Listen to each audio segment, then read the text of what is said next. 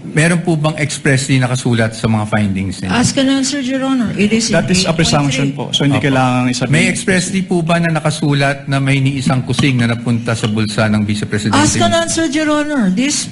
Wait, don't answer. Uy.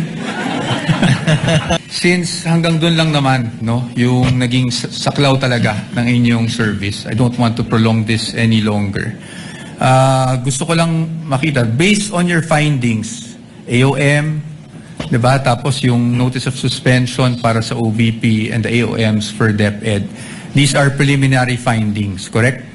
Yes po, kasi nai-require pa naman sa agency na mag-justify yung findings and submit the documents being sought po dun sa... Opo. At based po dito sa findings ninyo, wala namang pong expressly nakasulat na may misappropriation at this point. Actually, yung presumption of misuse kasi nasa item 8.3 na kapag hindi nag-liquidate or failure of liquidation of the accountable officers upon due demand shall be a prima facie evidence that such fund has been put to personal benefit or misuse. Yes. But I am just asking for the response na meron po bang expressly nakasulat sa mga findings ninyo? Ask and answer, Your Honor. It is in That is a 8.3. presumption po. So hindi Opo. kailangan isabihin. May expressly po ba na nakasulat na may niisang kusing na napunta sa bulsa ng Vice Presidente? Ask and answer, Your Honor. Wait, don't answer. Uy. That question, Your Honor, has been asked and answered. Yes, sir, Sustained- ruling, Your Honor. Sustained counsel, I think what you're getting at, modify your question. You can get it. Okay. So, basically po, ang findings nyo ay preliminary lamang. Wala pong any conclusive finding pa as to any misappropriation. Yun lang po ang tanong ko.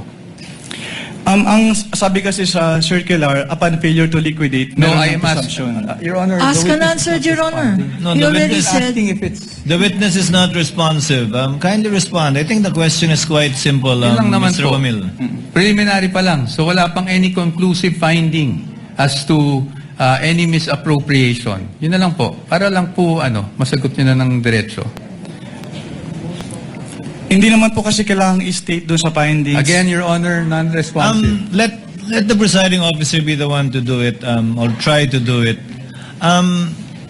Kapag ka nag-issue po kayo ng AOM, Audit Observation Memorandum, failure to liquidate na po ba yun? O may mga observation pa lang kayo? Kailan masasabing may failure to liquidate na? No? Pag may notice of disallowance na, notice of suspension, o AOM pa lang? Nakalagay po kasi sa joint circular, Your Honor, under 8.3, failure to liquidate by the accountable officer upon due demand shall be a prima facie evidence. Opo, again, Mr. Wamila, yung pag-issue niyo po ba ng AOM, pasok na sa failure to liquidate upon due demand o hindi pa po? Hindi pa po sa AOM, Your Honor. Kasi wala pong due demand sa AOM. Yes po. At masasabi mo rin bang wala pang failure to liquidate? O meron na?